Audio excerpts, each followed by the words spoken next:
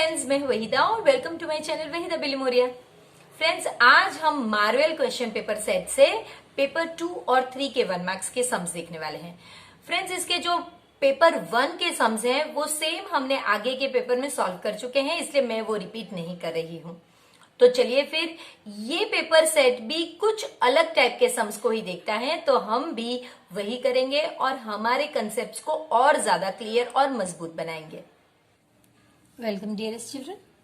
Paper 13 जो हमारा Marvel paper set से पेपर नंबर 2 है, उसमें हम जो पहले पार्ट में देखेंगे, इसमें हम पहले ट्रू और फॉल्स देखेंगे 4 नंबर्स तक, और फिर ब्लैंक्स और सब होगा। तो फर्स्ट क्वेश्चन है, आपको दिया गया है कि सम ऑफ जीरोज इस क्वाड्रेटिक पोलिनोमियल का हाफ आता है, -हाफ। तो क्या ये ट्रू है? तो देखिए फ्रेंड्स, अगर आपको सम ऑफ जीरोज लेना है, सम ऑफ जीरोज यानी अल्फा प्लस बीटा, ये दो जीरोज होते हैं क्वाड्रेटिक पोलिनोमियल के, और इनका अगर सम लेना है तो आपके पास फॉर्मूला है -b/a।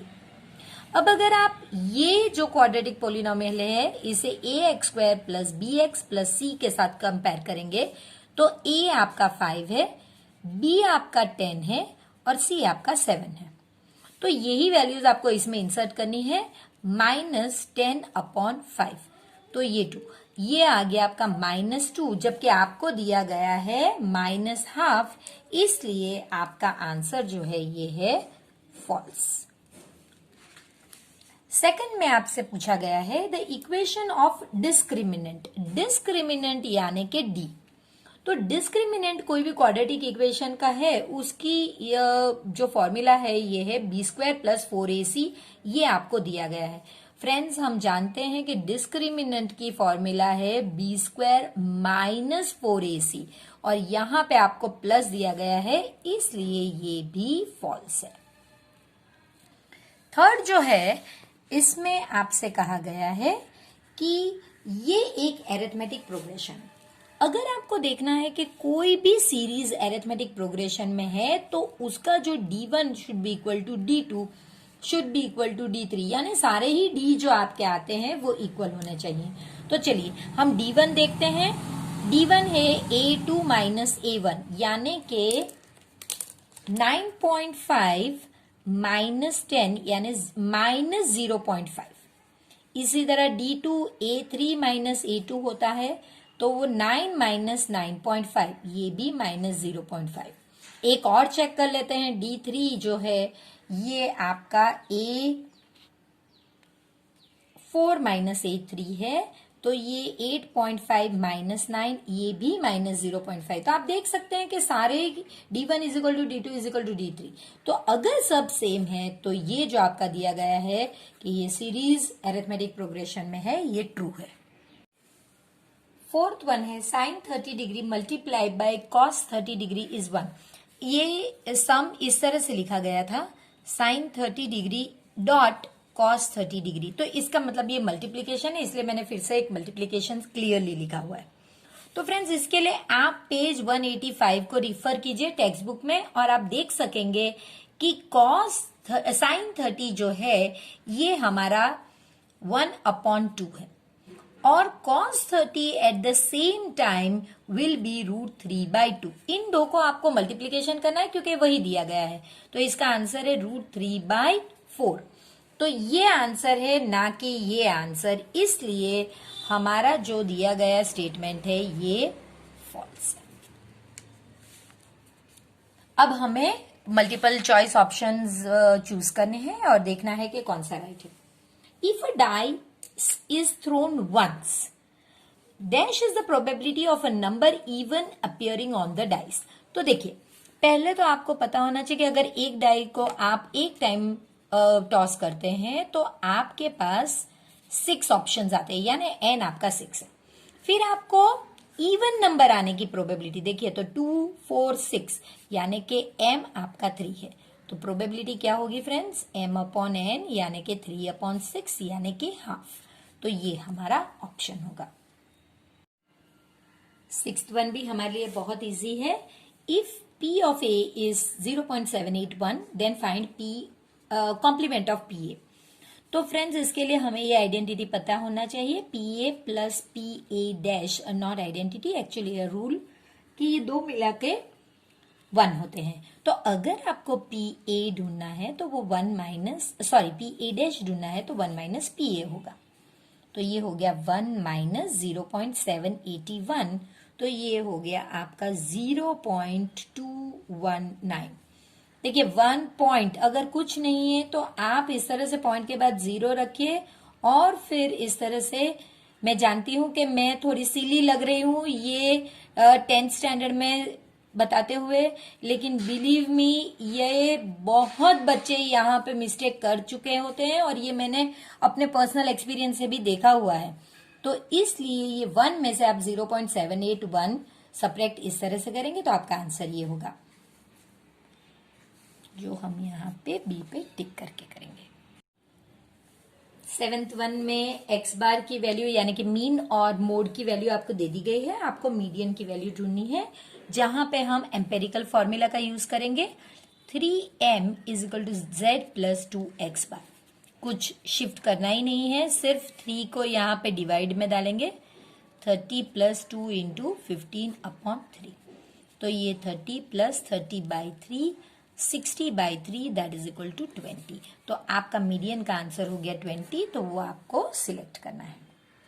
इसके बाद जो है फ्रेंड्स, ये इंटरेस्टिंग है, जो फ्रेंड्स हमारे साथ अभी जुड़े हैं वो जान लें कि हमने बहुत सारे पेपर्स को सॉल्व किया हुआ है और इसके पहले का पेपर यानी कि पेपर 11-12 का अगर आप वीडियो देखोगे तो इस तरह के सम करने के लिए हमने एक अलग मेथड की थी जो थोड़ा टाइम कंज्यूमिंग थी, लेकिन ये वाला सम विद इन 2 मिनट्स में आ जाएगा। तो दरेक सम पे अपनी मेथड डिपेंड करती है फ्रेंड्स, आप प्रैक्टिस करोगे तो पता चलेगा। ये सम सॉल्व करना काफी इजी है। 18x plus 17y is equal to 35 और 17x plus 18y is equal to 35। देखिए अब यहां पे फ्रेंड्स होता क्या है कि आपको ढूंढना है x माइनस ए, यानी कि x आपको पॉजिटिव चाहिए, y आपको नेगेटिव चाहिए। तो अगर मैं इस इक्वेशन को -1 से मल्टीप्लाई कर देती हूं तो देखिए ये माइनस हो जाएगा, ये माइनस और ये माइनस, ये 18 माइनस 17 यानी x रह जाएगा, यहां -y और यहां पे 0। तो आप देख सकते हैं कि इसकी वैल्यू है 0। जबकि आगे के पेपर में हमने देखा कि इस तरह से वो बिल्कुल इजीली सॉल्व नहीं हो सकता था, इसलिए आपको इक्वेट करके करना, आपको x की वैल्यू दोनों में से इक्वेशन में से निकालनी पड़ी, फिर आपको इक्वेट करना पड़ा। वो 3 स्टेप सम था, जबकि ये 1 स्टेप में भी आंसर आ सकता है। इसलिए if 1 and 1 is a solution of this equation then k is equal to, तो आप जानते हैं कि अगर इस तरह से कुछ सेट दिया गया हो तो x, ये पहला जो x होता है और दूसरा y होता है, तो आपको 10x plus 2y is equal to 2k लिखना है। यहाँ पे 2 कह दिया मैंने, 20y है, so 10 1 plus 20 into 1 is equal to 2k, so 10 plus 20 is equal to 2k, 2k is equal to 30, k is equal to 30/2, तो ये हो गया आपका 15। यहाँ पे आप देख सकते हैं कि जो आगे वाला सम है इसमें आपसे पूछा गया है sec square theta minus 1 is what. तो फ्रेंड्स ये आइडेंटिटी हमें पता होनी चाहिए कि sec square theta minus tan square theta is equal to 1। अगर आप 1 को यहाँ पे शिफ्ट करोगे तो आप देख सकते हो कि sec square theta minus 1 is equal to tan square theta, तो यही हमें चाहिए tan square थीटा। तो कुछ जो 1 मार्क्स के होते हैं वो तो सिंपल इस तरह से आपको आइडेंटिटी को ही रीअरेंज करके मिल सकते हैं। चलिए ये भी बहुत इजी है, आपको 2 पॉइंट दिए गए हैं और आपको ये जैसे कि एक लाइन सेगमेंट है P12 और Q के पॉइंट है 3 - 2, आपको इनका मिड पॉइंट ढूंढना है। तो ये मिड पॉइंट के लिए हमारे पास एक स्पेशल फॉर्मूला है जो हम यूज करेंगे। ये जो x है ढूंढने के लिए x इज इक्वल टू ये x1 plus x2 divided by 2, तो यानी कि 1 प्लस 3 डिवाइडेड बाई 2 यानी कि 4/2 यानी 2। और इसी तरह y को ढूंढने के लिए आपको ये 2 ऐड करने के 2 plus -2/2 that is equal to 2 minus 2 by 2 that is equal to 0 by 2 that is 0। तो आपको दोनों ही कोऑर्डिनेट्स मिल गए। तो जो मिड पॉइंट है उसके कोऑर्डिनेट्स होंगे 2 0। एक्स कोऑर्डिनेट होगा 2 और वाई कोऑर्डिनेट होगा 0। ये सम देखने में बहुत भारी भरकम लग रहा है। आपको कहा गया है कि दो कॉन्सेंट्रिक सर्कल्स हैं, ये एक कॉन्सेंट्रिक सर्कल इस तरह से, और रेडियाई एक का 24 है और दूसरे का रेडियाई है 26। अब जो पूछा गया है उससे इजी कुछ हो भी नहीं सकता। कहा गया है then dash is the difference between two radius. तो फ्रेंड्स, अगर आपको डिफरेंस इन रेडियस ढूंढना है तो वो होगा रेडियस 1 माइनस रेडियस 2, यानी कि 26 minus 24 that is equal to 2 centimetre. तो आपका आंसर है सिर्फ 2 सेंटीमीटर। यही रेडियस, देखिए ये फिर से आ गई, तो ये रेडियस का डिफरेंस है। A circle having radius 7 centimetre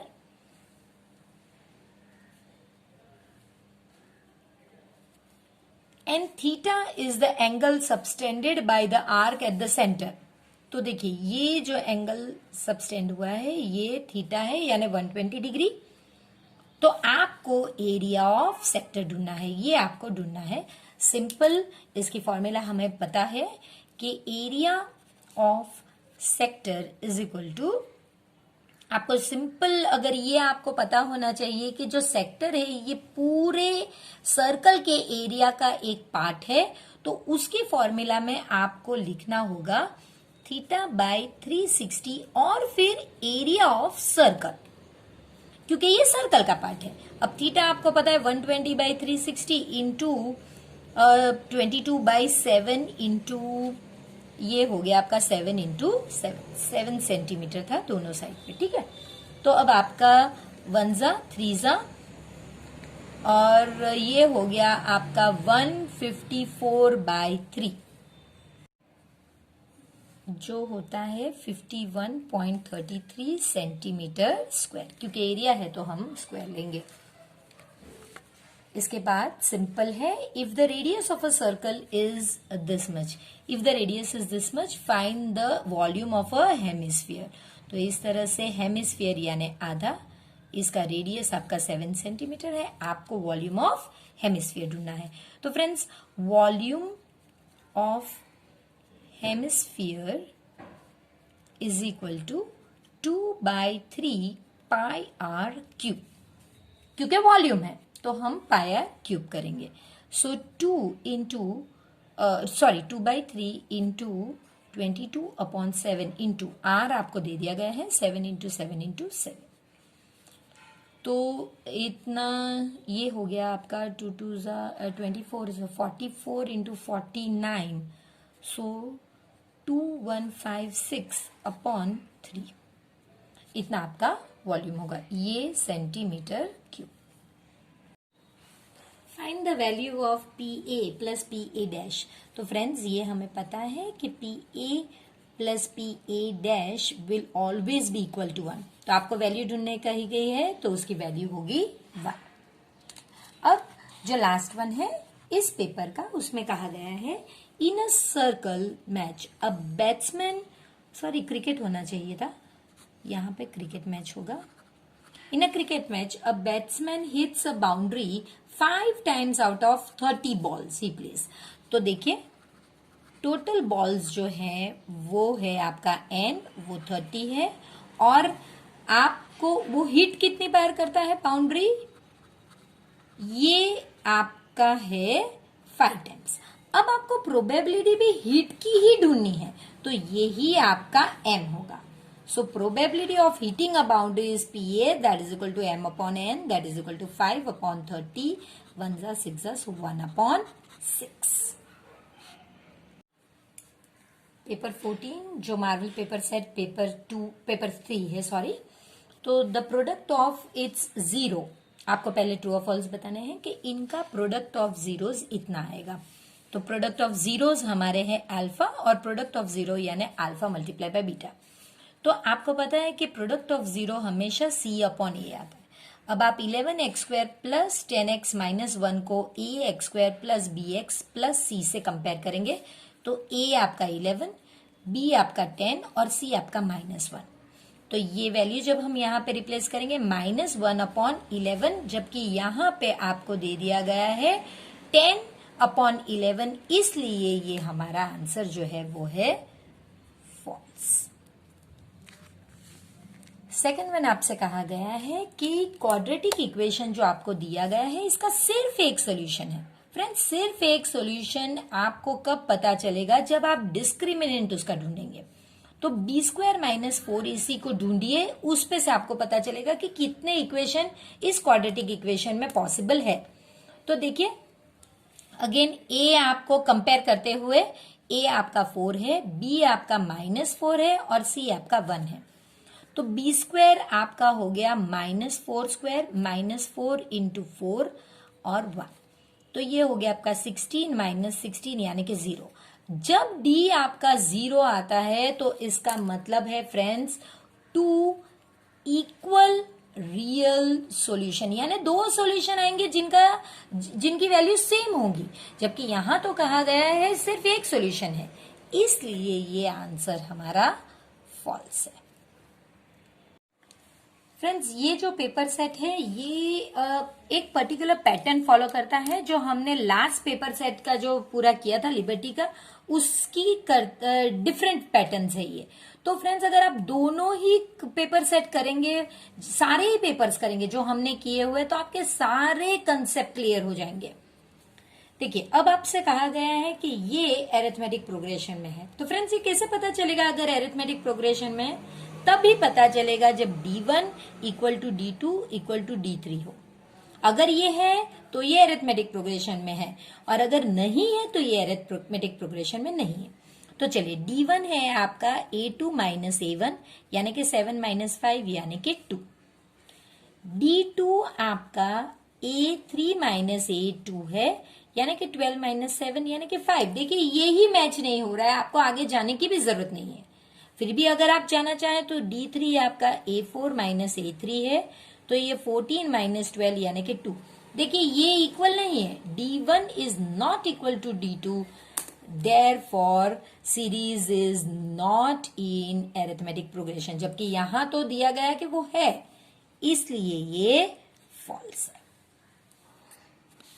fourth one है वो भी बहुत सिंपल है। इसके लिए अगेन हमें पेज नंबर 185 का मदद लेनी होगी।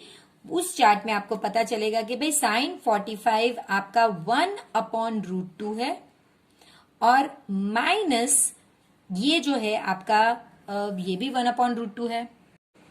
सॉरी, मुझसे गलती हुई, यहाँ पे मल्टीप्लीकेशन है, तो ये मल्टीप्लाई बाय 1/√2। तो जब आप दोनों को मल्टीप्लाई करेंगे तो 1/2 है, जो वैल्यू ऑलरेडी आपको दी गई है, तो इसलिए हमारा आंसर ट्रू है। If a dice is thrown once, then the probability of a number more than 4 appears on the dice. तो देखिए अगेन डाइस को अगर आप थ्रो करते हैं तो ये आपकी टोटल आउटकम्स होंगे, यानी n आपके पास 6 है। अब हमारे प्रोबेबिलिटी किसका ढूंढना है कि नंबर 4 से ज्यादा होना चाहिए। तो 4 से ज्यादा तो सिर्फ 2 नंबर है, 5 और 6, तो m आपके 2 हुआ, तो उसकी प्रोबेबिलिटी होगी m/n यानी कि 2/6 यानी कि 1/3। The probability of an impossible event. Friends, impossible event की प्रोबेबिलिटी हमेशा 0 होती है, श्योर और सर्टन की हमेशा 1 होती है, और बीच के 1 प्रोबेबिलिटी हमेशा 0 और 1 के बीच में होती है। और ये जो है ये इम्पॉसिबल इवेंट है, और ये जो है ये श्योर और सर्टन इवेंट है, और बाकी को की प्रोबेबिलिटी इनके बीच में होती है। तो हमारा आंसर है इम्पॉसिबल के लिए 0। इसके बाद का जो है सम, ये कुछ नई टाइप का सम है जो बहुत इंटरेस्टिंग है। तो फ्रेंड्स, x बार की फॉर्मूला हमें पता है, पहली जो डायरेक्ट मेथड है उसमें sigma xi fi upon sigma fi। अब x बार आपको ऑलरेडी दे दिया गया है, और ये आपको ढूंढना है। fi xi या xi fi दोनों सेम ही होते हैं, और ये आपके पास 100 है। तो sigma f i x i is equal to 12 into 100, तो ये हो गया आपका 1220।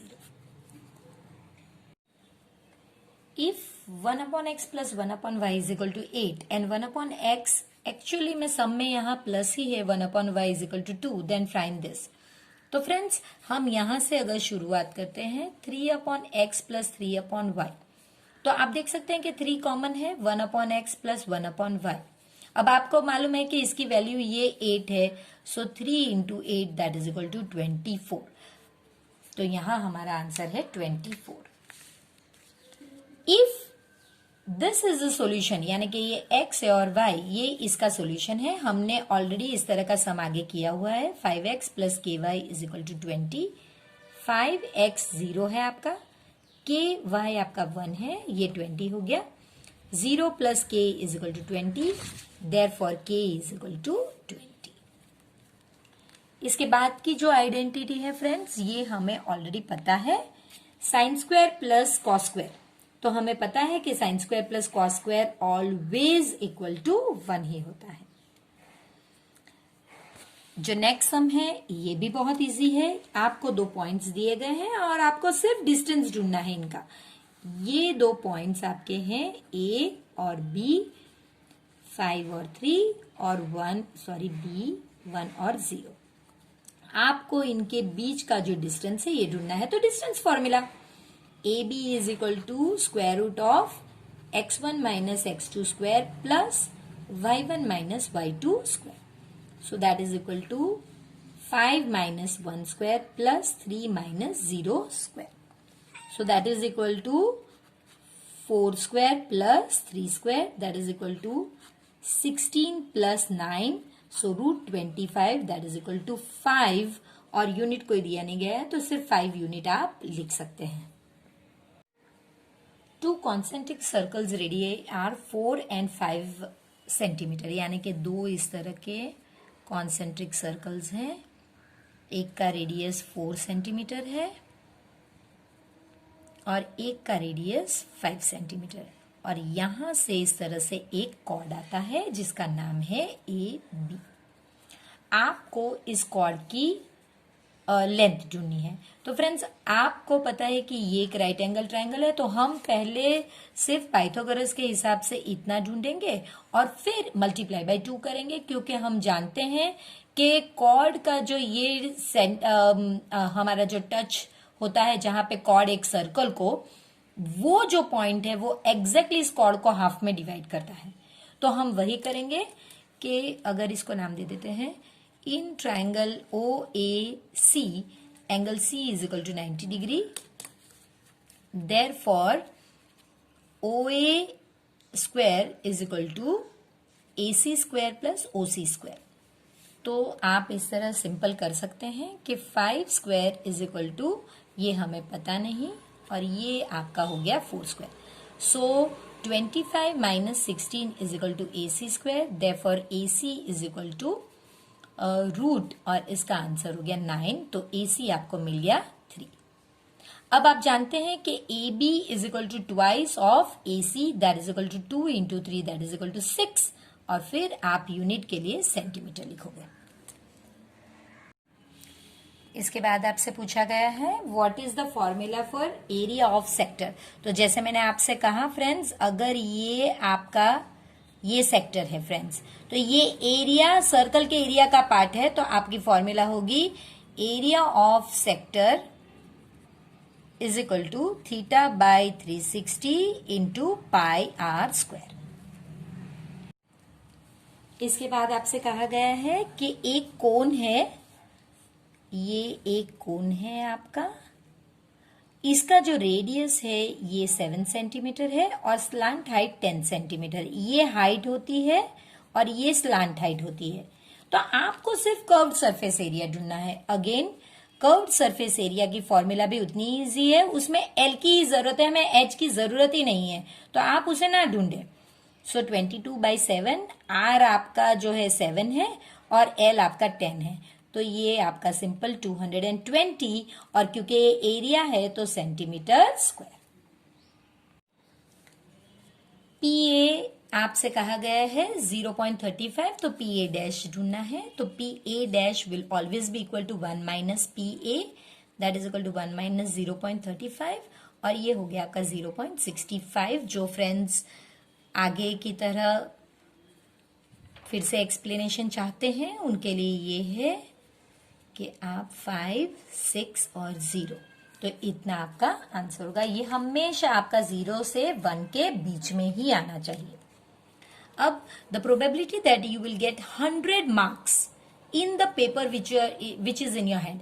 फ्रेंड्स, अगर ये पेपर 80 मार्क्स का होता है तो फिर आपकी प्रोबेबिलिटी जो है वो है 80 में से आपके 100 आए, ये तो पॉसिबल ही नहीं है, तो वो इम्पॉसिबल इवेंट होगा। तो तब आपकी प्रोबेबिलिटी 0/80 यानी कि 0 होगी। लेकिन फ्रेंड्स, अगर आपके पास जो पेपर है वो 100 मार्क्स का है तो फिर आपके मार्क्स 0, 1, 2 से लेकर 100 तक कोई भी आ सकते हैं, यानी n आपका 101 है और आपका मार्क्स आपको सिर्फ 100 चाहिए, तो वो m आपका है सिर्फ 1। सो पी ए आपका m/n यानी के 1/101। तो फ्रेंड्स, इसके साथ हमारा ये सेशन खत्म होता है। फिर नए पेपर्स के साथ हम फिर से मिलेंगे। तो फ्रेंड्स, जैसे मैं हर टाइम कहती हूँ, मजा आया ना आपको?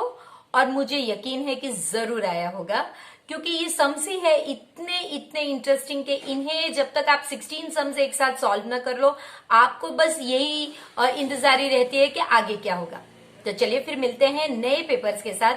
तब तक प्लीज वीडियो को लाइक कीजिए, जरूर शेयर कीजिए इसे अपने फ्रेंड्स के साथ, और प्लीज चैनल को सब्सक्राइब करके अपना प्यार यूं ही मेरे साथ शेयर करते रहिए।